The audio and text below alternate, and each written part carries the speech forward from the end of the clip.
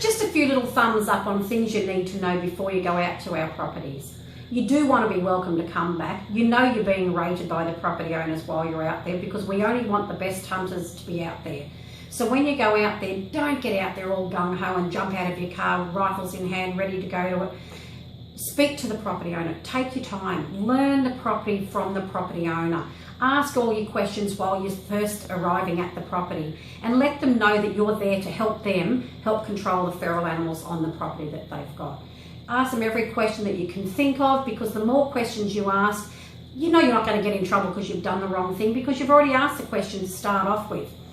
If there's fences and you're not sure whether that's the boundary fence or whether that's an internal fence, make sure you mark it on your map that you've got and ask the property owner.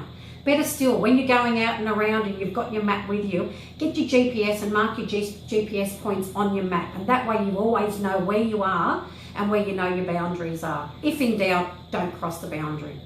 Rubbish is usually one of the biggest things that a property owner hates, and they always tell us about it. So don't be thinking that they're not going to, because they are. You might think throwing a cigarette packet down or a water bowl down in 40,000 acres is not going to be affecting the property owner. I'll guarantee you they'll find it, and they'll be ringing me and they'll be complaining about it. It's their backyard. It might be 40,000 acres, but it's still their backyard. You don't want it in yours, don't do it to theirs, because you will get a low rating and you will be barred from all inland hunting properties. The littlest things like picking up your bullets and your shotgun cartridges as you're going along, don't leave them down there.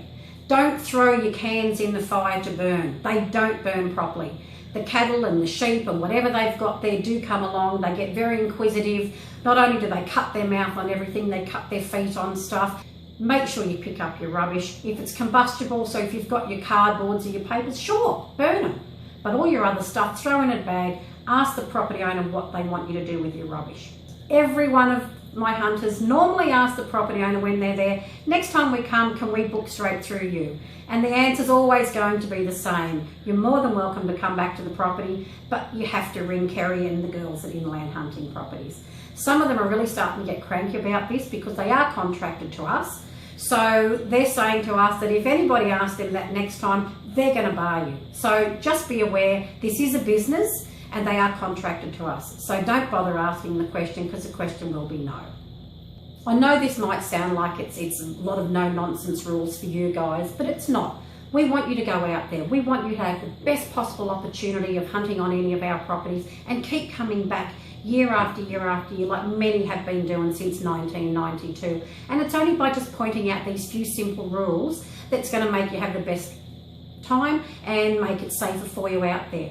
But also on the safety issue, I hope you have thought about ambulance insurance. If something does happen to you, whether it be a car accident on the way or whether it's something that's happened on the property and you do need an ambulance, a lot out there are air ambulance, and it's not just going to be a $500 or $600 bill for you. You're going to be in the thousands and sometimes tens of thousands.